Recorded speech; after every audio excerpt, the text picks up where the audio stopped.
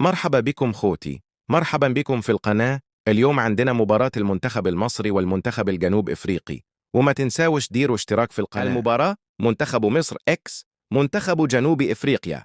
البطولة كأس إفريقيا 2025. دور المجموعات.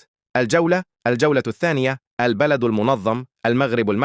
الملعب الكبير لأكادير القناة الناقلة BN سبورت ماكس. المعلق علي محمد علي. بسم الله الرحمن الرحيم، والصلاة والسلام على أشرف المرسلين. أهلا وسهلا بكم متابعين الكرام في كل مكان، ومرحبا بكم في تغطية خاصة لقمة إفريقية من العيار الثقيل، مواجهة تجمع بين منتخب مصر صاحب التاريخ العريق في القارة السمراء ومنتخب جنوب إفريقيا أحد أقوى المنتخبات التي فرضت اسمها بقوة في السنوات الأخيرة، وذلك ضمن منافسات دور المجموعات من بطولة كأس إفريقيا 2025 المقامة على أرض المملكة المغربية.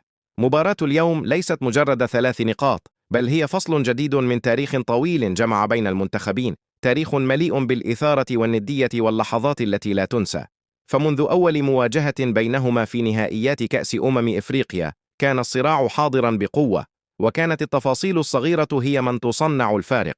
المنتخب المصري أكثر المنتخبات تتويجا بلقب كأس إفريقيا، يدخل هذه المواجهة وهو يحمل إرثا ثقيلا من الإنجازات وذكريات لا تمحى أمام منتخب جنوب إفريقيا، أبرزها نهائي عام 1998 حين تمكن الفراعنة من حسم اللقب القاري أمام نفس الخصم في مباراة بقيت محفورة في ذاكرة الجماهير الإفريقية. في المقابل، لا ينسى منتخب جنوب إفريقيا هو الآخر لحظاته